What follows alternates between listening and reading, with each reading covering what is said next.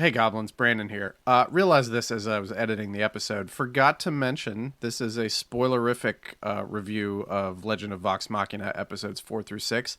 So if you haven't watched them yet, go watch them and then come back. I just didn't want anybody accusing me of not disclosing this up front. Enjoy.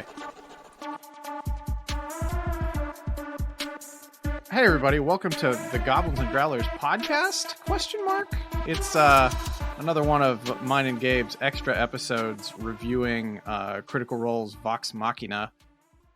Episodes 4 through 6 dropped yesterday as we're recording this. We're recording this on Saturday evening.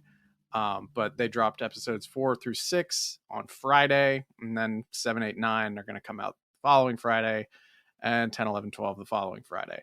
So we got this one releasing on Tuesday instead of Monday because the Monday slot was already taken up by the regular podcast release. So hopefully you've been able to steel yourself and hold on to your patience to wait for our hot takes on these 3 episodes. Gabe, The how are you doing?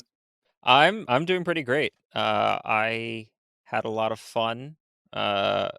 Not just this last week, but with these episodes. So I'm excited to get into it for our Mm-hmm. special Tuesday release exclusive. Woo!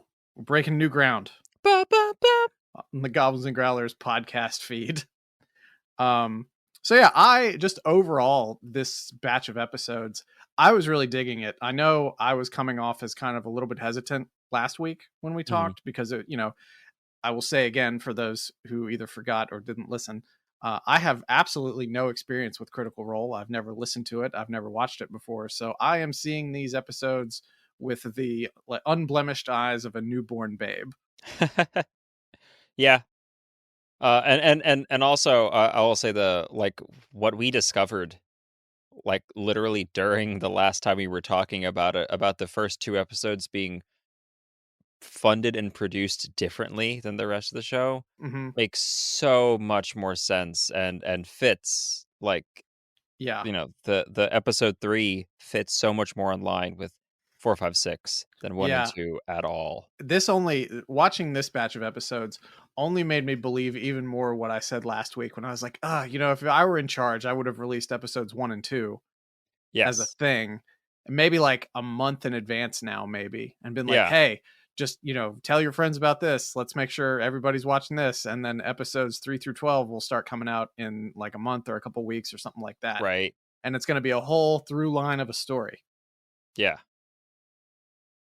Yeah, that actually would probably have made more sense, honestly, because then it's Yeah. like, here's the teaser, and then let's get into the real business. Yeah, it was just so jarring going from episode 2 to 3, but I think we're really over that hump now. Yes. And all the writing is going to start to gel and the story is going to start to flow a lot better if these three Yeah. episodes were anything to go by. So we ended episode 3 with the fight with the Briarwoods out in the palace garden Courtyard. area. Yeah. Yeah, and it ended with Uriel telling the crew that they were going to be Yeah. they were thrown in jail, basically. Um, and uh, we begin with kind of a, I don't know, it almost like I don't feel like they followed through on that. It was like a needless cliffhanger or something. Right. Because we start off immediately with them being like, oh well, because Uriel's under the influence of the Briarwoods, Yeah. and they managed to get to a point where it's like, oh well, they'll just be held in house arrest at their keep until we figure out what's going on. But they leave it a little bit sort of nebulous on how they're going to figure out what's going on because it's really like a we said they said kind of thing, and they Right. openly are like, I don't even know if the Briarwoods will talk to us. So like, how do they expect to get testimony? Right. I think that was Alora's sort of like plan, because she's like, yeah, there's something up, but I don't like you all enough yet Hmm. to really uh to really put some legwork into this. So I'm just gonna suggest you get put on house arrest Yeah, and almost like possibly stay there forever, which is exactly what I thought. I was like, wait, there's possibly no chance of them getting out of this. What? yeah, it's almost like she's on her own side Yeah. in this whole thing, which Um, makes sense. I will say, as again, as someone who did watch the original show, at least for this arc, um Not Uriel, Alora, Lady Alora, her role, specifically because again, the character played by Orion Akaba, The one who uh, left. yes, the Dragonborn, his character was like constantly trying to like woo Hmm. Alora, many times before they even got to this arc. And so by the time they had gotten to this arc, the entire party had pretty good relations with her, and so she was much more sympathetic to them. But without that entire like, there's a lot of stuff that they had to change, and this just showcased it more, 'cause Hmm. it didn't register to me that that character also created, what was essentially, like, sending stone earpiece things Hmm. that the whole party wore. They were earrings. They were earrings that would allow them to just tap and talk to each other, which is why in episode 3, there's that part, in the original show, they had, their word for, like, "Oh, no, the plan has gone sideways, send help," was Hmm. Jenga, Hmm. but obviously they can't use the word Jenga in this, so that's why Vax all of a sudden says Chenga. At the point in the episode when things go sideways, and that's when Vex kinda goes, "Oh, I have a sibling feeling for my twin, he's in danger." Um, Oh, okay. and that was a reference to them all having earpieces where they could talk to each other over long distances, but that's something that they can't have now Hmm. because the character never existed in this, and, like, just the number of things that they had to rewrite and change because of that. It's impressive that it's still like a cohesive and fun storyline. Yeah, it held up, but when you stop and think about it for a minute, it's not that it doesn't make sense. It just feels like a plot contrivance rather than like the natural flow of the story. Yes, exactly. Yeah. So that additional context makes a lot more sense to me now why it was done that way. Um, There's also this entire arc coming up, and that this was one of my big notes is uh, so Ashley Johnson, the person who plays Pike mhm. Trickfoot. Um, I don't know if if you knew this, but during this arc, I think she was out filming like the Avengers or something. Oh. So she actually wasn't present for a large portion of this arc. So they had they played it out as her character needing to go and like seek audience at a temple with Mhm. her god s um and then she would occasionally zoom in, so they literally, and this is one of those things where like Critical Role for me has always been just an example of people like their sense of professionalism was all in Geek and Sundry at the beginning, Mhm. because boy howdy did they not like, if you were to stream a game where one of your players is a laptop with a screen on it with a mic facing it, no one would watch that. But Critical Role definitely got away with it, and it was interesting. Um, and so they're mirroring that Mhm. here with Pike having to go on her spiritual journey thing. I was going to talk about this in some of the later episodes, but since we're already talking about it, like I had started to wonder because one of the notes I have in for like I think episode 6 or something is like not feeling Pike's B plot. It really Uh-huh. takes me away from the story, and I started to wonder because you had talked to me last week about how they had to rewrite something because of the one character that left. I was like, I wonder if there was some real life thing going on with the player that Yeah. meant they couldn't be a part of this because otherwise that's just weird for them to be separated from the party in the middle of an adventure. So now it makes perfect sense. Yeah, and I mean, they played it in that same way, and that is it is one of those things, like, exactly what you felt. It is written in a way where a clever dungeon master would be like, "Oh, a player can't make it. Well, let me find a good way to sort of write their character out of the storyline Yeah. that makes sense for the story in a Dungeons& and Dragons setting, but for a Cause show, maybe not as much." yeah, because I was just sitting there watching it like, well, if this person was actually there at the sessions, this must have been just the most boring thing for them because they're not taking part in anything. Yeah, and especially and that was part of what made, this arc so terrifying, was that like Ashley couldn't be there, and that her character is literally the one most equipped to Hmm. deal with spooky crap. Yeah, I And mean, I think from a dramatic tension standpoint, it works out really well. yeah, I had just reached the point where I was sort of meta watching it, trying to yes, figure out what the reasoning was for some of those narrative decisions. you were spot on. Okay. Um, but yeah, I specifically like my one of my notes for episode 4 was like, I'm interested to see where Pike's arc takes her as opposed to what it actually was, which was uh different, but I'm not going to spoil it because it might actually sort of still happen. Okay. Um, one of the things that I did notice that was I should have noticed before, but I wanted to make note of this is that the intro sequences that they've had for every season of the actual show, Hmm. they tend to introduce everybody in a specific order. It's usually like Travis, then Marisha, then um, Don't look. Taliesin. Yeah, don't look to me for help on the names. And then Ashley, and then well, and then and they would go through that specific order. But the thing is that they would do that for each, like that same order for each one of their intro sequences, and it kind of became an inside uh joke sort of. But I find it interesting that they didn't follow that at all with the intro sequence to this. Like it starts with uh Marisha's character, and then immediately goes to Travis Willingham and Ashley Johnson's characters, Grog and Pike, at the same time, which is cool because they have a really interesting backstory, those 2 Hmm. characters, which they kinda touched on a little here, or at least showcase that those characters have a connection.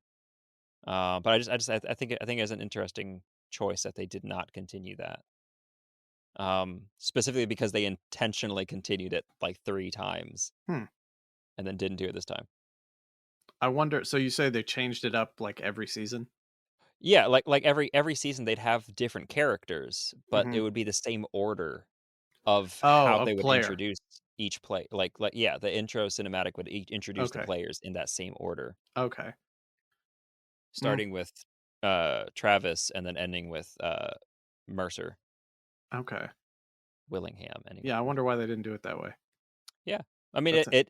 it plays out still very nicely. It's a very fun, and the way they reprised the their theme music, that was their season 2 theme music. Hmm. Um, which they reprised into this.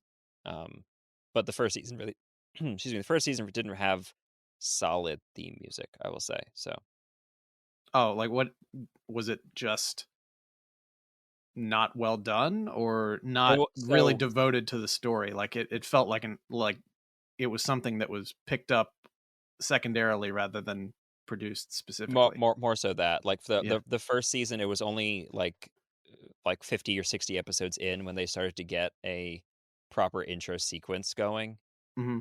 And then even later than that, that they did their cosplay intro, which was then coupled with actual music, like Hmm. actual like composed for them music. But even that was a slightly more, I would say, slightly more generic fantasy. It Hmm. didn't have like an, it didn't have a, and this is kind of getting to the music theory of it, um, a intentional leitmotif, Hmm. um, something that would be very recognizable. It just had more generic passing notes type of thing. Okay. But then in season 2, they have a very specific one, which is actually produced um, and or written and sung by members of the cast. Hmm. And then that melody line and rhythm and everything, and a lot of the leitmotifs there come into the reprised intro for this, which I'll show you later if you like. Okay. So let's we're 15 minutes in almost. So let's Yes, dig into let's episode 4. dive into it. Yeah. So I'm just gonna go through my notes. I took notes in a tiny little like pocket notepad while I was Nice. Good. watching this time. I was not nearly as thorough with my note taking as I was on the first 3 because I have a little bit better of a handle on things Yeah. at this point. Um, but first thing I wrote down was uh, double barrel middle fingers when they were sitting at the table. Yeah. And I was like, oh, that's really cute. I like that because that Yeah. just seems like it was table talk that was translated Yes. into the show. So that was fantastic. And then I have, then they have the scene where Percy's sort of explaining everything to everybody, going through all the flashbacks and getting everybody on board with like, we're going to go do this. And then, because they're on house arrest and the guards are guarding everything and they've taken their weapons, they all of a sudden just find a random secret passage in this keep that they've been living in for a few weeks, as an attempt to escape. I just wrote random secret passage question mark exclamation point. Uh-huh. Talking Well, about plot contrivances, but I liked how they subverted the expectation at the end of that with the guards yes. finding them when they came out. Yeah. I like that to me that played out as like the guards have known about this keep for a while and they know all the ins and outs of it. Right. And Yeah, so because I they're mean like, they get they just the state gave it to them, so of yeah. course they know what's going on with it. And I just thought Uh that was a nice "you're not as clever as you think" moment yeah, exactly. that Um sort of humanizes the main characters a little bit, yes. which was good. Um, and then this episode dealt a lot with the book from Delilah that Scanlan Yes. had, which I don't even remember this coming up in episode 3. That Um, was when Vax was in the like he was snooping around in the room and he found the secret lock mhm. underneath the chest in their room. And Okay. he was reading the book and he was probably going to put it back, but then that was right when he heard the people coming in through the door, so he popped it in his jacket. I must have just looked away or something for a second when that happened because I was like, Yeah. well, this must have happened, but I don't really remember this. So I just accepted. I took it on faith Yeah. because I didn't go back to scan through episode 3. But Yeah, and that's actually like a big foreshadowing plot point is that book. okay, I don't know if you caught the name drops in that. Um probably not. You can educate me. well, so I mean it is a common the reason I will allow this as a spoiler for you is because it is Forgotten Realms lore as well. Okay. The whispered one or the whispering one Hmm. often refers to Vecna. Oh, okay. And there were a couple like things as he was going through the book that showed like the hand and eye and that kind of concept. Um, and that was like that's not like the immediate bad guy, obviously, Hmm. because that's a bit spicy for Yeah, early yeah. group. But that was like one of the subtle storylines that was like building up throughout the entirety of the campaign of the first campaign. Okay. And I like that like they're doing things to showcase what could happen in the future, what they could get to. Good foreshadowing storytelling. Gotcha. Okay, so then next we had the The Wraiths. yeah, the Wraiths, because the Briarwood stopped at a cemetery on their way back Yeah. after Delilah discovered that the book was missing. And she put her hands in the ground, raised some monsters, and the monsters took off back to the keep I and just will started say I floating just through walls to kill folks. yeah, I love fake magic words as much as the next person, Uh-huh. but to me like it's one of those things like it doesn't do it for me if you do it for a while. If you're just continuing to just say gibberish, like Oh, at you're least talking about root when it she in was like something. incanting into the Yes. ground? Yeah. Yeah, and it's like it's kind of cool, but at the same time, like, this might just be like from a production perspective, like just the feeling of sitting at a table with your friends and just going off making the words for a minute and a half, and everyone's sitting at the table going, I mean, I'm gonna wait for when it ends because that's when the cool thing's gonna happen. But he's really going for it, man. It's like when you say banana over and over and over again and it loses all meaning. Exactly, because it's like the words, unless like that. I think that's why like I've always liked Shakespearean style incantations because it's usually in English Hmm. to a degree, and you get whether it rhymes or doesn't, it has a little more gravity to it. Hmm. You can understand roughly, almost like it's a riddle type of thing, as opposed to if it's just in another language. It sounds super cool, but it has no meaning. Right. Um, but that's a small nitpick. I really liked how kind of like what we were just saying a moment ago, how like impossible to deal with those wraiths felt. Yeah. Like that was 100% a deadly problem, Did near you deadly watch attack. any of Netflix Castlevania?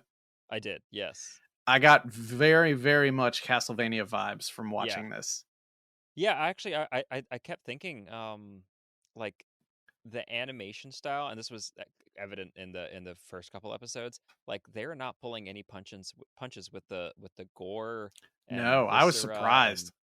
slowly squishing someone's head until the eyes and teeth fall out, and you're Y- like, Yeah, when the guard captain, when his head got crushed by the wraith into the castle, because the wraith was yeah, inside the castle pulling him into it, I was like, oh no, no, no. Oh, yep, yep, there we go. There it is. That's awful. And then it just yeah, got like worse. Like it's got like 1,000 times worse. it's one of those like and I mean I'm sure there is other media like Castlevania like Berserk that really goes in on that. Hmm. Um, but I mean I guess I don't consume a lot of that stuff, so I kept expecting the scene to shift. Like, oh, it's got him. Oh, it crushed his head. We're still here. Oh no. Yeah, it's still going, still happening.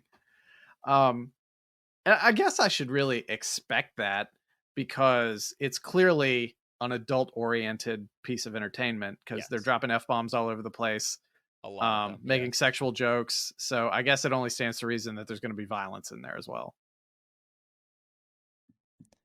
Yeah, and I mean I'll say also like the language not it's not bad. Like I'm not against it at all. It's just it's jarring sometimes to hear the amount of like potty language. Yeah, it's like watching new Star Trek, which I love, like the shows that have come out in the last few years. Yeah. But since they're not on television, they've started to drop F bombs and stuff like that. So it's weird Yeah. watching Picard and having somebody just be like, F this, F that. Yeah, right. It just Where doesn't fit.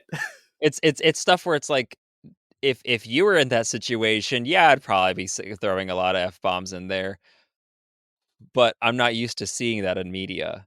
Hmm. Um, so cool and strange. I also really liked how they illustrated, like how they illustrated the aha moment of how to defeat the monsters. I thought that was very, uh, it was well done Hmm. because it wasn't like it's obvious but not obvious kind of thing. Hmm. You Yeah. don't And realize you're without light type of thing. yeah. And then it went into, I guess there's a crisis of confidence storyline going on with Keyleth. Yes, that's always been her thing. Because I had this note for episode 5, but I was just like, Keyleth actually seems to be a very competent druid. She is, and that's like like in the original show. I've no idea how somebody managed to do this, but somebody at the very end of it wrote a kill count for everyone in the party, Hmm. compare who had the most kills, and I think it was like Keyleth won by like over 40%. Wow, Because I mean, when you're able to control nature and you like drown 70 people or something like that, that really boosts your numbers. it really does. And it's just it's one of those like she's way more competent and way more deadly than she knows. It's mostly because druids are just very effective classes Hmm. to begin with. Very very diverse and deadly. But I was just like, what is she not confident about? I'd s- I don't. This the character, the quirk. Okay, Marisha had to pick a flaw. okay. I mean, yeah, I mean that's the obvious explanation for it. I'm just like, Yeah, this character seems like they know what they're doing. They're pretty good at it. yeah. They're I very mean, effective. she's like the daughter of the like the tribe elder or the leader or whatever, Hmm. and so she has to go on this big journey in order to prove herself. But she's oh, I think that was it. I don't know if this will come up, but this might help explain some of it. I think her mother went on the same journey, but never came back. Oh, okay. So I think part of her thing is that she's worried that she's also going to go to that same fate of failing it and therefore never able to return home. Oh, yeah, they allude to that a little bit, but they don't go into the like the specifics of it. Yeah, the minutia. Okay. So another thing that I had was like, how much time has passed since they got this keep? Because all of a sudden, like all Yeah. their stuff is there. Percy has sort of his gun laboratory and Right. everything. Yeah.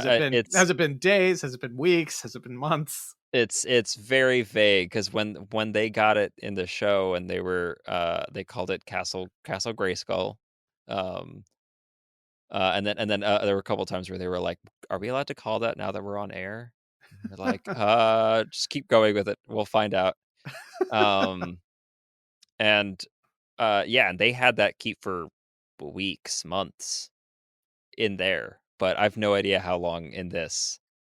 I'm guessing a couple weeks. That would make sense. Yeah, yeah. I mean, they probably got a deal from Uriel or something. Like, yeah, we need some money to buy our equipment now that now that we're living here Right. and get this place set up for us to do stuff. And Um, speaking of getting set up to do stuff, then they had to go and, as fugitives, resupply yeah. before leaving town, and it was sort of a classic, resupply gaming session. Yeah. I'll say Critical Role did shopping episodes pretty well. Um, I often did actually enjoy them, despite not usually enjoying shopping episodes or in even like my own campaigns, just because it's usually more like stat heavy, Uh huh. comparing stats of things. And in my home campaigns, I usually try and throw in a bunch of role play and other downtime stuff like that. Hmm. Um, but yeah, it's usually fun in Critical Role. Yeah, I liked the Adventure Zones shopping episodes that they would do, but that's Ooh. mainly because they were just ridiculous, and they often involved buying really goofy magical items that listeners had suggested. Heck yeah. So that I was love really good. that. And the other note I had for this episode um, was, Mercer is doing the voice for Silas Briarwood, and it took me through several episodes, like 1, 2, and 3, to realize that that was Mercer's voice in certain spots and not noted voice actor Cam Clark. Haha, yeah.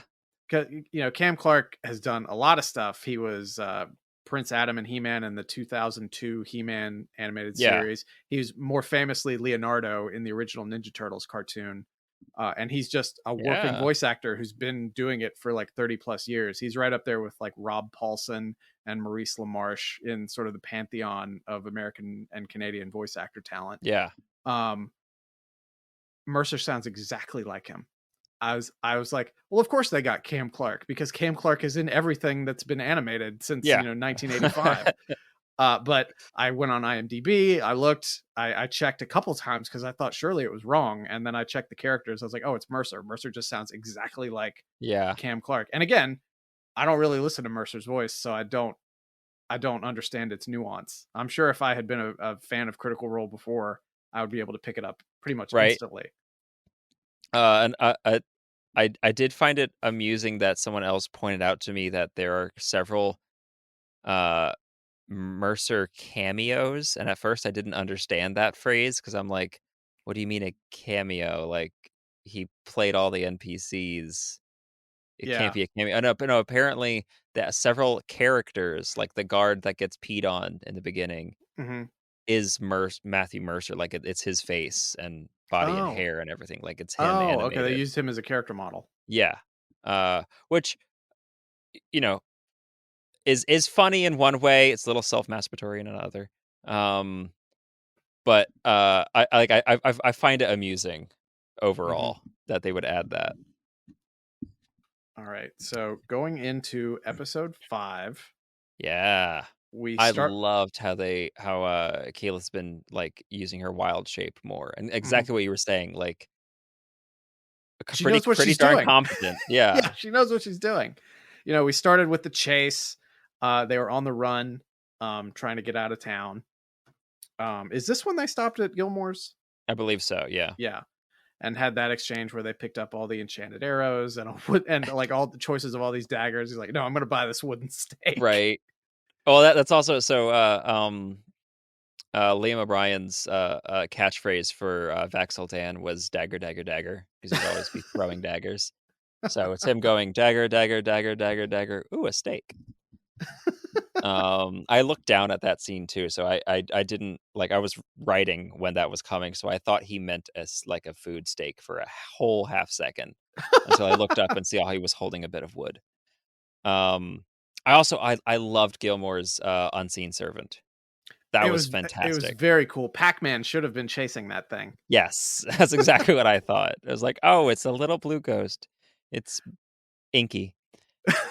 Um, let me see what else. Oh, I also I wrote down in this one that especially episode 5, the pacing felt nice and comfortable. It did. It kept me engaged throughout the whole thing. Like it was really difficult to actually take notes on it because Yeah, I just kept like, oh, they're just coming yeah, again and again and again with the next little like action point going yes, on.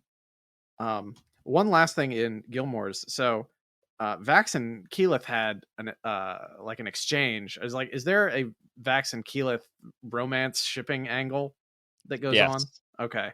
yes. Because I was like, if there's not, they really telegraphed it. Yeah, yeah.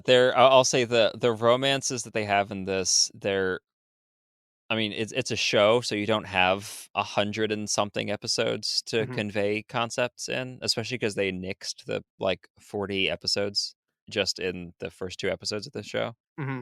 Um, but yeah, there's little romance arcs. Some of them get much bigger. There was a large romance arc that unfortunately for me, I was actually kind of digging it between Vax and Gilmore, Hmm. which I adored, but that ship sank. Yeah, Because the I the the, was the Vax and Keyleth one was much more of a fan favorite. okay. Yeah, because I was, like that's another thing that they were very obviously telegraphing the two of them flirting a Yeah, lot constantly, and I so really much, enjoyed that yeah, one in the so much show. to the point that other people are annoyed whenever he has to go talk to Gilmore. Uh, so yeah, so you're saying that it just wasn't as popular? Well, it also it just like organically died in the show because Okay, they uh left. well no because Vax as the character was more interested in Keyleth. Okay, That was like the romance, while Gilmore was more like the it started as just flirting, been being silly, but started to become more, but there wasn't a huge substantial basis for it. Meanwhile, the okay, Keyleth one was much more of like becoming fond, becoming friends, becoming more, that kind of thing. gotcha, gotcha. I just gotta say, I don't like Kiki as a nickname for her. That was very jarring for me. I'm not a fan of brevity to begin with, but Hmm. yeah, I have a weird thing. I have a weird thing where I have a very difficult time giving people nicknames. Like yeah, if you were introduced to me as your full name, that is what I will call you for the rest of time. yeah, Even about the if same. 99% of other people have a more acceptable shorter nickname for you, I Yeah. it just sounds wrong to me. It's like I Yes. imprint on the first thing I hear. Yeah, about the same, and I think that's why, like, it's just like in, The Witcher with, that one character, uh, Yennefer, and then Hmm. one character who's falling in love with her is calling her Yenna, and then the other character is falling in love with her is calling her Yen, and I'm like, "Is someone else gonna fall in love with her and just call her Ya?" Like, her name's just getting shorter and shorter, um, but yes, I will say, I have a note in episode 5 that was, Scanlan continues to be gross. Um, and I think it was specifically when the monster dog thing Yeah, I called has them these demon wolves, demon wolves, had him all wrapped up, but then it shoves one of his tentacles in his mouth to keep and him he's from like, talking. "Oh, Yeah, and he was like, "Oh," and I was like, "Oh, that's no, gross." unnecessary." Sir. And I mean, that was Scanlan in the show too, but I don't know, maybe it was spread out more, so it was more palatable. But in this, I'm far from prudish, but Scanlan kinda he's pushing that button of, like He's gratuitous. he is. I had a couple of quick notes. when they stole the cart and then started heading Yeah. for Whitestone. It was so And cheap. yeah, exactly. And they're looking, Scanlan's looking through Briarwood's book and talking about all the trouble he's having translating it because he just basically doesn't know what it is. It felt very Oh, Codex Seraphinus to me, like yes. especially after they started, because you were talking about, oh, did you notice this in the book or that in the book? It Yeah. all just seemed to me like Codex Seraphinus, like it's just a bunch of gobbledygook gibberish with drawings that you're supposed to interpret. I mean, pretty much. That is I'm sure the base design of most of it, where it's Hmm. like, oh, here's a thing that's big actual reference. The rest of it is here's a gross drawing of an arm. And like we had said, Pike decided not to go with them, so Grog is sitting there on the back of the cart, being really Yeah. sad. And my note here was Grog's voice sounds like Michael Caine if you punched him in the throat. Yeah. It sounds like somebody trying to do a Michael Caine impression with something stuck in their throat. Yeah. I mean, Travis Willingham's a big dude, so and his natural voice is nice and rumbly, and so when he does the Grog voice, he's putting tension there. To Hmm. get that I'm Grog Strongjaw kind of thing. Hmm. And I think that's where that lump in the throat comes in. But yeah, then we had the big terrifying battle with the demon wolves. This was great running battle action. Yes. I thought this was This fantastically choreographed and animated. continues to cement, like, the action scenes in this are fantastic. Some of the Hmm. other animation, in episode 4 when they were walking away, like, it was so jittery. Yeah, they're putting the money into the right place though in terms of the animation. Yes. Yeah. I have another note. Poor horses. Right? I have they killed the horses with, Yeah, because Interrobang. when Scanlan was taken by the wolves and they were running to the edge of a cliff, they ended up having to sacrifice the cart in order to save him. And I was like, oh, they're just gonna pull it to a stop right at the dead end. Nope, nope. They killed the horses. Those horses never hurt anybody. Right? Those horses did not need, and what was it all for? Scanlan saved himself, and the book was taken anyways. Yeah. Another note Those I have poor is horses. I have Scanlan equals Indy in Last Crusade, where he goes over the edge of the cliff Mhm. and his dad's like, I've lost him. I've only Ah, just got him back. And then he just comes walking over to the edge with yes. Henry and Sala. Yeah, that's Scanlan, Hmm. with his foot and hand and glowing purple. Um, The next note I have, because it cuts to a scene in Whitestone yeah. now in the castle there, and immediately I was like, Stephen Root. Um, Oh, was that? yeah, the voice of Professor Anders. So Yeah. I mean, Oh, you're right. immediately I'm like, oh, I believe you have my vampire. Uh-huh. It's funny because he just showed up a couple weeks ago on Book of Boba Fett, just kind of out of nowhere as a cameo. Oh, It was really funny because I did I not know saw, that. yeah, there was like the next day there was a story that was like, yeah, that was Stephen Root just randomly showing up in the Star Wars universe for 5 minutes. Exciting. That Yeah, I love him. He's a fantastic now that actor. you mentioned that, yeah, I do recognize that was Stephen Root. Wow. Yeah, I I was loved I him was in too News. absorbed in how strange those bodies were. Yeah, those are really weird character Code designs. Man. Yeah, but yeah, I loved Stephen Root in News Radio back in the '90s. Mm. Loved him in Office Space. He played a Klingon in an episode of Star Trek: The Next Generation, which was Oh, pretty fantastic. Because once you know it's Stephen Root, it makes it yeah. just hilarious. Kind of like there's an early episode of TNG where John Tesh plays a Klingon, which is also very funny when you know it. Oh, okay.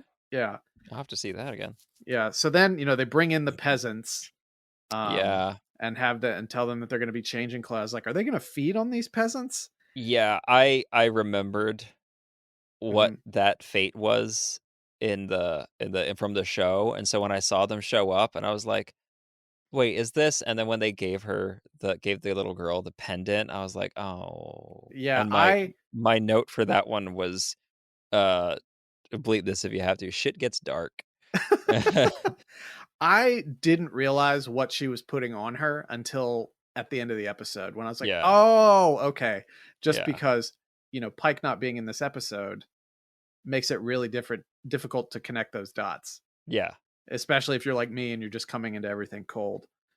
But yeah, I was like, oh, I guess they're gonna feed on those people. No, it's worse than that. It's worse than that. Yeah, Yeah. and it was I remember in the show, like, that this is one of those things, like, I love being able to give players that that feeling of, like, dread or shock or terror type of thing, Hmm. and when the party arrives and, Matthew Mercer is, like, describing what they're seeing, and he describes them looking up at the tree and seeing a bunch of bodies, but then he goes and he slowly describes the bodies, and, of course, he's describing vaguely what the party looks like, Hmm. but he's describing it on the bodies, and it's one of those, like, as the actual players are sitting there visualizing it, they're like, "Huh, that's really gruesome," and then it slowly starts to dawn on them, and each one is like, "Oh, no."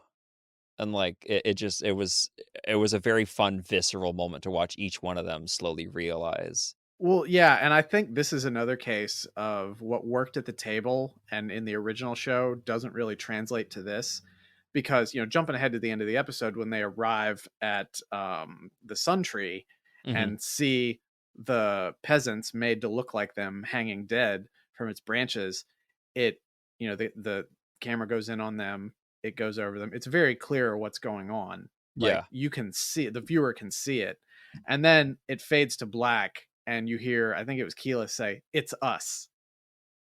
And I'm like, well, yeah, no shit. It destroyed the drama of that scene. Yeah. They should have ended it on black screen with no dialogue and just slammed straight to credits, Yeah. because it just undercut any tension that was going on there. And what you said makes sense as to why they did it this way, because that's how it was the first time. Yeah. But in a different medium, I don't think it serves the narrative or the Yeah. drama to That's do fair. it that way. That actually makes a lot of sense. Yeah, because for them on the other one, it was literally a, "Oh, no, it's us" moment. Right, because they Took them a can't see moment to it. They're just process it. they just have to see it with their mind's eye. But Yeah. we have the benefit of actually being able to look at it. Yes, benefit is not necessarily the word. Yeah. That was, I will say, uh my usually my one line in the sand when it comes to horror is like, I'm not a fan of when bad things happen to kids, Hmm. and this was like really towing that line for me, or I was watching, I'm like, not Yeah. groovy. Yeah. Good storytelling, very effective. Yeah. It's what an evil person would do. Yeah, exactly. There is no question in any viewer's mind whether who's the good guys and the bad guys in this. So stepping No back, sympathetic yeah, villains here. stepping back a little bit, we had that campfire scene. Because after the cart falls off, the horses are killed, the demon wolves fall to the Oh, they ground. They're lost their one vial of of holy holy water, water. which I'm still trying to figure out, how did Gilmore have one vial of holy water? Like, what is holy water other than blessed water? Like, Well, that's always been, like, as someone who was raised Catholic, you can go into any Catholic church, they don't care whether you're Catholic or not, and you can take holy water for free 99. You could just scoop it out of the thing and leave. And the priests are like, "Cool, it's water plus a prayer, like, doesn't cost us anything." well, plot armor is really hard on the supply and demand of the economy sometimes. It's holy water, come on. Yeah.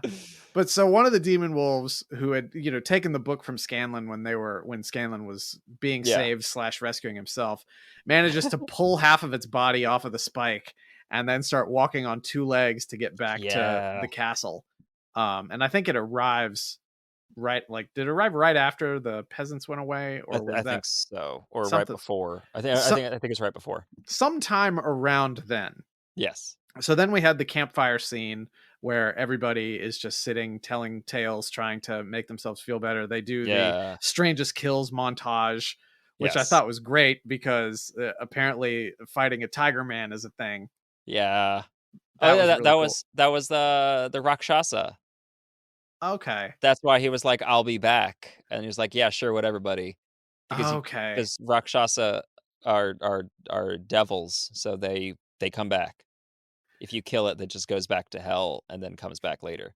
Okay. Yeah, Um, there's a Japanese wrestler called Tiger Mask, Tiger and it Mask. reminded me of that. It's sort of like the Dread Pirate Roberts because somebody new inherits the mantle of Tiger Mask, so there's always a Yes. Tiger Mask. So that's the first thing I think of when I see stuff like that. That was the reference in the Tekken games with King and Iron King. Yeah, They would exactly. all, I, it I was wrote down I wrote down Tiger Mask, and then I wrote down King exclamation point.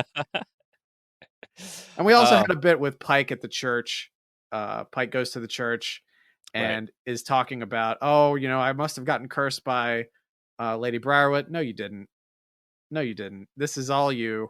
And that was something that I didn't like about that because it's very obvious that it's not a curse. It's Right. Pike making up excuses for not being able to do stuff. Yeah. But at the same time, it is one of those, like, because I mean, maybe I don't remember it super well, but I don't recall what Pike did wrong. Because it wasn't like Pike all of a sudden did something wrong because her powers were faltering before the attack. Hmm. And so it's like, what did I can't remember. Maybe it's like she questioned her own faith and therefore shouldn't, maybe. Yeah, I'm not sure. I don't I'm sure Yeah. that'll spell itself out. And But possibly better here than it did in the show. yeah, So I'm because interested to see where that goes. because again, like I'm not the biggest fan of this B plot, but now understanding why it's there, I can probably appreciate it at least on a different level from a Yeah, production standpoint. exactly. So is Vex jealous of Vax and Keyleth getting closer? Yeah, there's always been, like, because they're super tight twins, Hmm. it's like a non-romantic relationship that they have with each other. Right. Um, and she just always would get very uh annoyed if Vax had any relationship that was beyond, like, kind of sexual, sort of, with Hmm. someone else. Because if it's sexual, it's like, yeah, whatever. But if it's like, oh, you're trying to get feelings for someone, you're gonna leave me. Okay. Yeah, I thought that was actually very well handled because it really just took like a look and a comment and that conveyed Yeah. the whole thing. Yes. So that was something that was handled perfectly, I thought. Yeah. Then we see Percy over there cleaning his gun, and I think maybe for the first time you see all the names on the chamber Yeah. on the They gun. they they zoom in, and that was actually something, like, that was the first time that he explained it because he was, like, talking about, in the show, he was talking about, like, doing something, and someone else was, like, looking at his gun, and you could see the different names on the gun, Hmm. which is something that he clearly talked beforehand with Matthew Mercer about when he was designing the character, but, uh, like, this is where it's actually coming up in relevance, so the rest of the party sees it too. Yeah, I thought that I love his vengeance arc, and we get into that a little bit more in the next episode. But I just Yeah, love what and they're that doing with smoke. that and how they're handling it. This is probably something that I liked least about this episode. Like it was really good, the whole episode was, but this lore dump right before they get to Whitestone, it was very strange because they're like, oh, we're all, I'm almost back at Whitestone. I never thought I'd be back here again. Oh, tell us about it. What should we expect? Oh, the Sun Tree, placed Yeah, there 1,000 years ago by the Dawn Father. It's a bright place. It's lush. It's full of sun.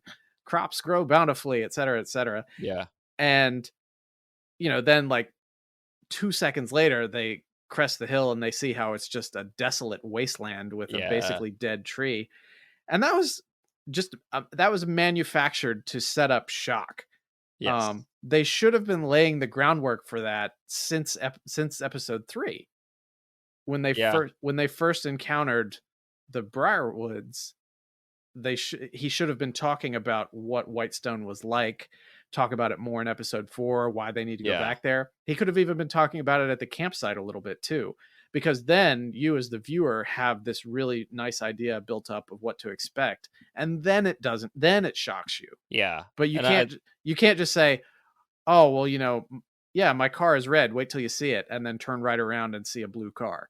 It's it's right. it's confusing more than it is shocking. Yes, and I think that it was partly, uh, I guess further subverted. There we go. Like that shock was subverted more by also having all those scenes where you can see Hmm. like the Briarwoods, like just everything. Every time that the Briarwoods are not literally in Uriel's like court, everything around them is dark, dour, gray, Hmm. misty, damp, probably.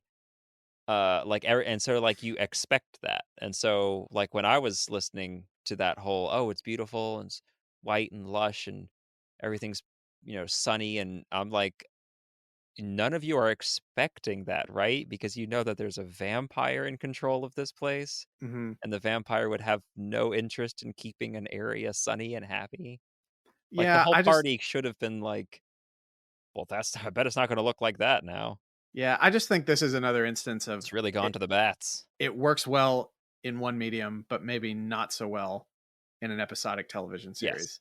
I think some story planning could have helped that and made that a bit more of a reveal than it Yeah. was. Even if it's predictable, I think you can still squeeze a little bit of drama blood out of that stone. Yeah, exactly. I fully agree. Hmm. And then we already talked about the end where they walk into town, they find the peasants, and then Yes. immediately undercut the drama of the moment by spelling it out like it's a sitcom from the 90s or something. Uh-huh. The next episode opens up with Attack on Titan. I said I said Attack on Titan vibes, and then I got down a couple of lines further. I was like, I cannot believe this is not influenced by Attack on Titan. If somebody tells me it's not, I'm going to call them a liar. Yeah, like fully. I'm sure that they do a lot of like references. A lot of D&D is references Hmm. based off of references. So I'm sure in a production standpoint, they were like, oh, we should totally make these giants like Attack on Titan giants, Hmm. because they weren't really described like that. I don't think, but they weren't not described like that, so it works. Yeah, I mean, it's one of those things that took me out of it a little bit because I was like, whoa, wait a minute, I know what this is. But I also didn't hate it. I thought it was pretty effective. Yeah, big necrotic. Excuse me, big necrotic giants. Hmm. Messing things up, and then the pale guard thing. Yeah. Um, And then they're talking about Kestrel, and I don't know who or what that is, but I imagine that'll become clear soon. yeah, I Okay. for a whole moment when they said that, I was thinking like the Kestrels from Harry Potter, or the Thestrals from Harry Potter, and I was like, zombie horse. That's what the Attack on Titan giants ride. Yes. Oh golly, that sounds Yeah. like that's something I don't need. Yeah, at the end of episode 5, I think when they were poking around town, you could even see like there was like one of the giants walking through the fog, and you could Yeah. just see that it was something big, but you couldn't see what it was. And that's when my Titan alarm went off. And then they delivered on their promise in the Yeah, following they did. episode. My other note for episode 6 was not getting less gross. No, it's not. It's Because really not. they really hammered in how much blood this artist enjoys drawing. Hmm.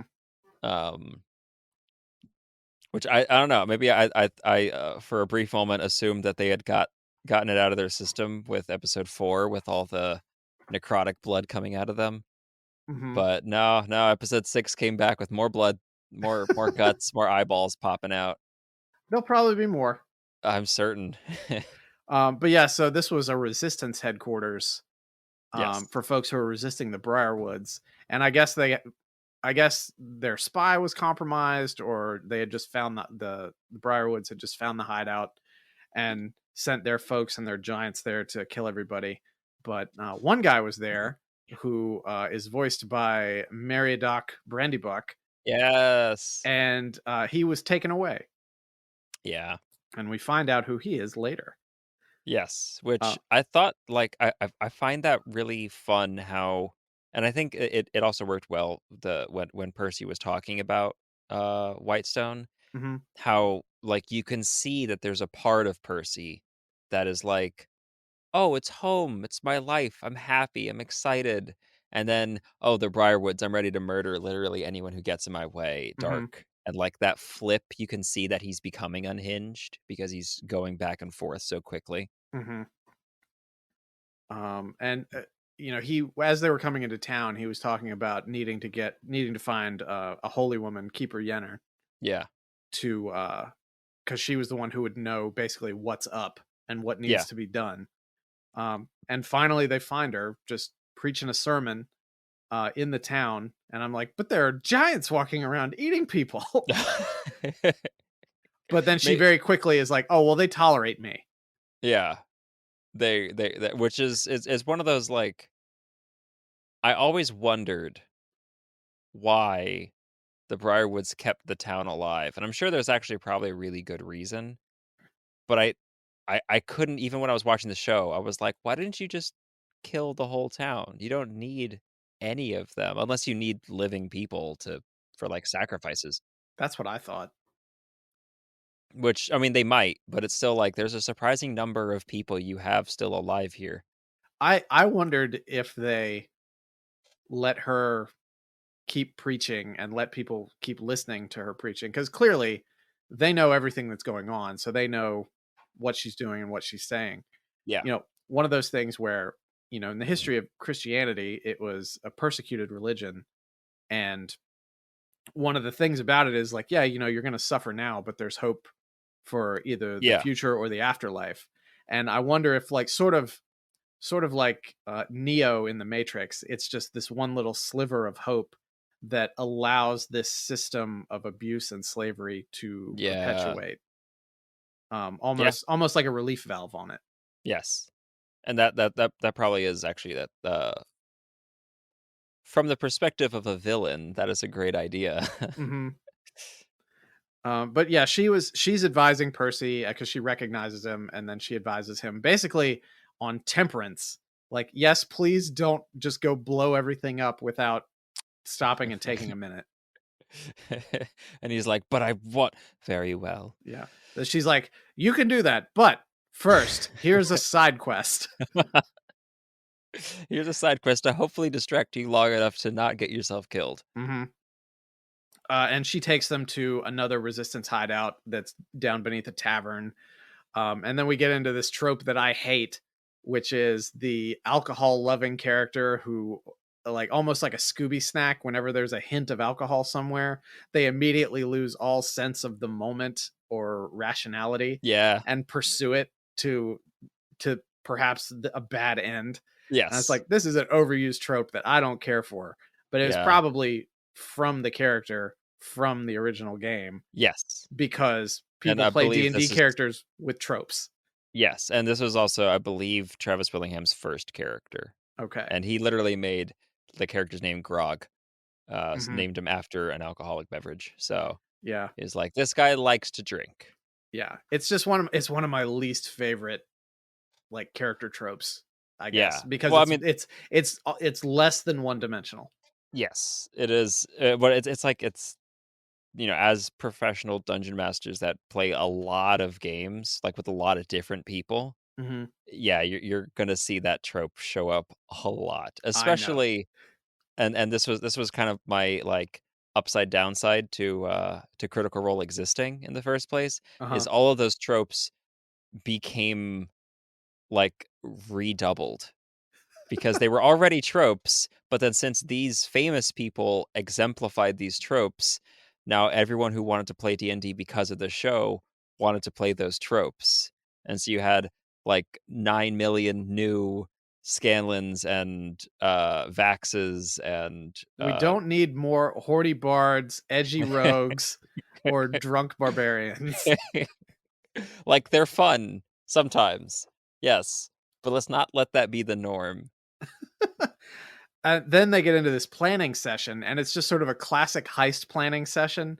They've got a map spread out on a table, which basically was a battle map. Yeah.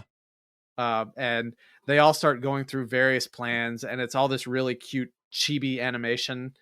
That I liked. Yeah, it was really good.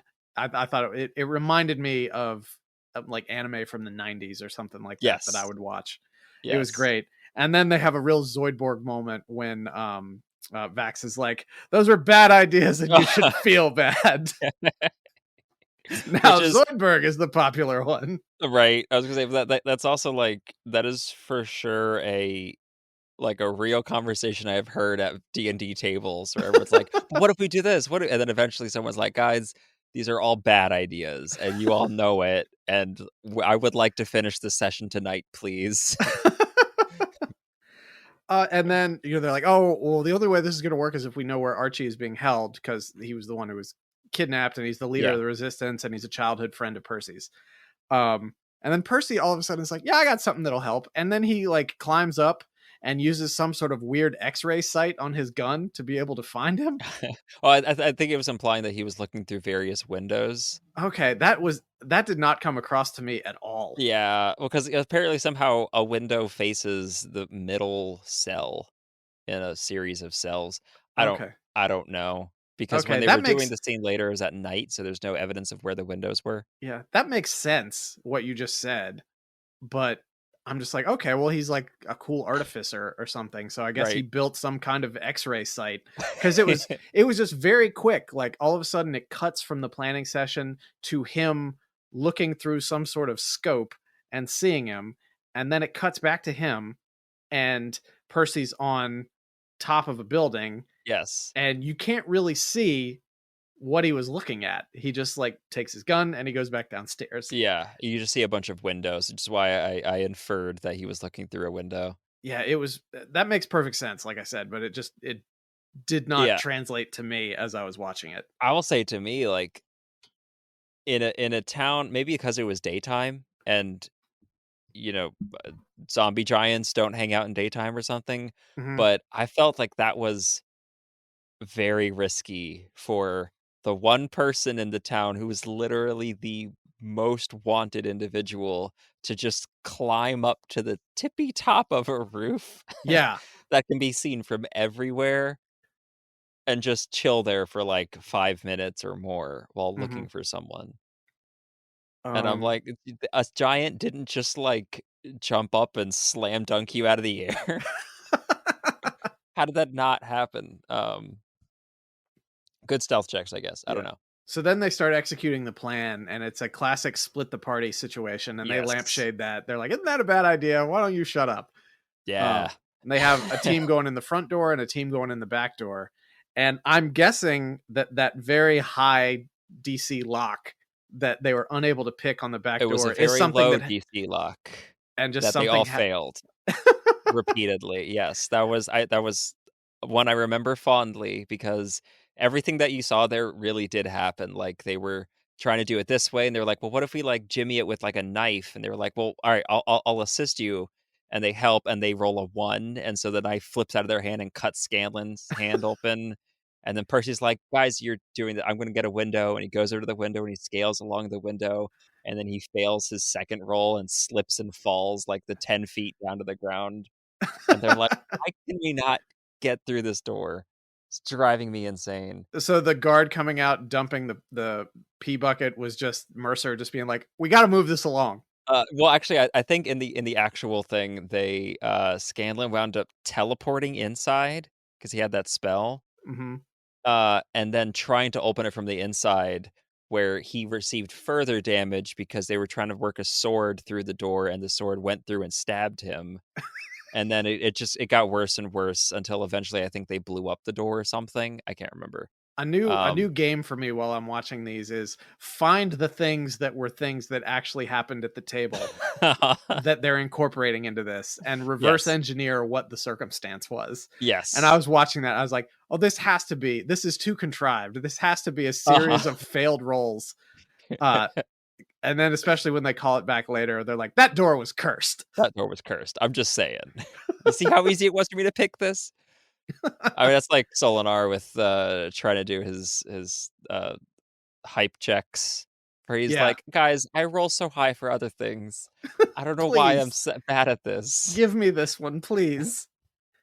Then we have ugly Thanos, which is the purple guy Gosh, who is yeah. Stonefell, who's one of those potato people. God, Uh, like, that really made me think of, if you ever saw Corpse Bride, yeah, there's, like, the entire that one family of toad people, and I'm like, "What are you?" Yeah, and There's a lot of fantastical creatures in this world. What is that? so Archie's been tortured, and Stonefell's wandering around. By this point, the Resistance has come in as well. Everybody's reunited, and they're sort of going around the hallways. Yeah, Grog finds more unlocking alcohol. other people. Yeah, Grog finds alcohol, and the trope goes into full effect again, and he starts carrying a barrel around with him. Yeah, Um, they which I think managed that to, also did happen in game. yeah. I mean, it makes sense that that happened in game, especially with the way they, use that, the way they Chekhov's gun that thing. Yes. So, uh, so then they let all the other prisoners out, and everybody's fighting through the guards to escape. They throw the barrel, fire, it explodes and everything. Meanwhile, Percy has decided that he's got to scratch a name off of his gun barrel. Yeah. So he does his super cool vengeance stuff, uh, finds Stonefell in a hallway. He's got his plague doctor mask. He's got his weird black smoke. He gives very much a Christian Bale Batman Begins kind of speech, like, Yeah. I am vengeance. And I love this gimmick, and I love how invested the character is in what he's doing. Yes. I really believe it, the way it's being Yeah. played and what it is. And it was fantastic. Yeah, Taliesin has like I know for a fact that Liam O'Brien, Vax, Hmm. that person, that actor had played D&D several times in the past. He was actually the one who originally suggested to the entire group of people that they play D&D together as a group, as like just a kitchen tabletop thing. Hmm. Um, but I'm pretty certain that Taliesin Jaffe has also played various role play things before. He has to, because like this character came with too much nuance Yeah. to not be, and like that speech he gave, I believe was verbatim the speech he actually gave in session, like during that scene, because it's like he had it prepared and ready, and he did it right into the camera, and it was gorgeous. Yeah. This is definitely the archetype of the most prepared and experienced player that you have at your Yes. table doing something Yes. like this. And it was great. Percy's my favorite character at this point, just because, and I think it's because he's the most fleshed out, which is because this is his story that we're Yeah, it's his watching. arc. Yeah. So if it was a different character, I'm sure I'd feel different. But for right now, he's my Yeah. favorite because he's the one I can sort of understand the most. But I love the mania that kind of overtakes him when he's doing this, Yeah. because he's 100% on a mission, and it's great. And you can see like there's clearly something else working there Hmm. that's like twisting him as well, but it's Hmm. also very much him too. Yeah. And then so he kills Stonefell, and the name disappears off the gun. And then everybody's like, hey, what were you doing? Why are you screwing around over here? We got to get out of here. And he explains, oh, I'm the last of my family. I got to do this. And Archie's there. He's like, you're not the last of your family, which seems to me like that could have been a reveal that could have waited until they got outside. Yeah. that, True. that was just a very strange thing to drop right there while everybody is still in very, very mortal danger. Right. Well, I also loved that um like in that scene, like just a second ago Percy is like losing his mind, absolutely crazy, pulls the gun on Vax and everything. Hmm. And then he's, like, yelling, and then he hears his sister, and, like, I just remember, like, it just popped out of my mouth. I was like, "Well, now you're crazy and wrong, so Hmm. you're, And check yourself there, Percy, yeah, and I think it Percival." was I think it was episode 4 during the flashback where it showed how he and his sister were escaping from Whitestone, and she And she got got, like, shot. yeah, Yeah, they had a couple arrows coming out of her, but now like, she oh, got she's, Boromired. yeah, yeah, and oh, she's still alive, but she's very clearly like brainwashed or something by the Yes. Briarwoods. And Her and situation is very unique and yeah, strange. she and Delilah are standing there in the window, and then Stephen Root comes and stands behind them too, and they Uh-huh. look at the flaming prison, and it's like, oh yeah, I'm sure you've heard about your brother, but this doesn't change anything. And I'm like, So "Sure, it doesn't, buddy." yeah, so solid cliffhanger there for episode 6. So we have Yeah. to wait a week until episode 7, and I wonder if they planned it this way for their release schedule. Like they plan a cliffhanger at the end of episode 3, plan a cliffhanger at the end of episode 6. That could be. I wonder if there's going to be a cliffhanger at the end of episode 9, just on these episodes where we're going to have to wait a week for the next one. Yeah, that actually could be a thing. Mm-hmm. I will say something that happened in the show during that particular raid that, I mean, maybe it will happen later, but they foreshadowed it for sure. Was Scanlan trying out his various potions that he found? Because Scanlan did have a bunch of random potions that he had and things, and he did try a variety of them on a solo mission in that, and things went absolutely wacky and strange, and also resulted in a building burning down. So I wonder if they're going to do that in like the next episode, possibly. But there's some hilarity that resulted of that. Yeah. Well, they at least referenced it during the planning session where he's like, I'll just take all these random potions I have and go in there and try all of them, and hopefully it'll turn me into a Superman. Exactly. And like the scroll of polymorph that he kept doing, where he learned polymorph as a spell, that was one of the things that he had. I also remembered the actor that he kept saying he was. He kept saying, I believe it was Burt Reynolds. Like he would run in and he'd be like, "Who are you?" And it's like, "You can call me Burt Reynolds." And then he would dip, and so all these people were like, "Some guy named Burt Reynolds? I don't know." And then Scanlan, of course, would be in the corner snickering, or more pointedly, all the players would be snickering because of it. So what is your overall star rating for these 3 episodes? Out of 10 for these 3, I would give it a solid like 7 to 8, because it was very enjoyable, but they're like the only things that I can pull away like that I have as detractors were like, and it's just personal things. Like I'm not as much of a fan of the level of gore / the level of the number of times that Scanlan is just really gross. Scanlan was definitely my favorite character in the show. He's not my favorite character in this, but I don't know. He's very gross. It weirds me out. Yeah. I would say I would give it like an 8 or an 8.5. Yeah. Just because I felt so engaged over these 3 episodes, and my nitpicks were stuff mainly where I felt like while it worked at the table, it really didn't work as part of an animated series. But then on the other side of that, there was stuff that worked at the table. I was clearly able to identify, even having not seen it, that it was something that happened at the table and thought it worked. Yeah. But I wish they would have maybe tweaked things a little bit or gotten some other feedback on some other stuff to heighten the storytelling a little bit for a different medium. But if I had to give a rating to episodes 1, 2, and 3, which we didn't do, I would say probably 6.5, 7, just because those felt a little more like a slog, especially with episodes 1 and 2 being so different.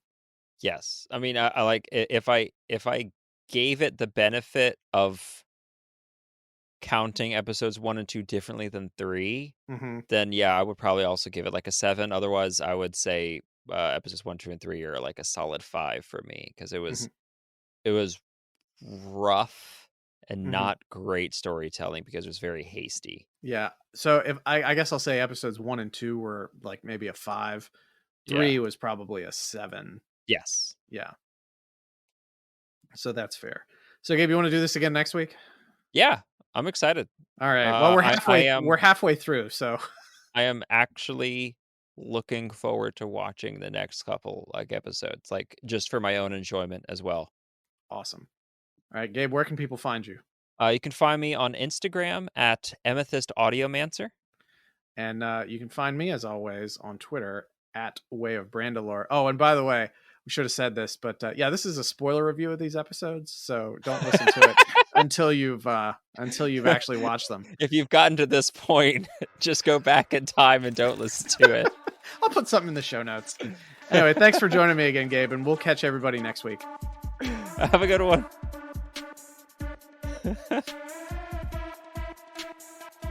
Hey Goblins, programming note. Since next week is not a regular GGP release date, the Vox Machina review should be coming out on Monday rather than Tuesday.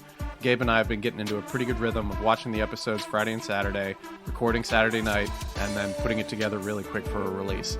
So hopefully everything will come out on Monday. If not, check Twitter, at Way of Brandalore, at Goblins Growlers, and I'll let you know what's going on. Thanks.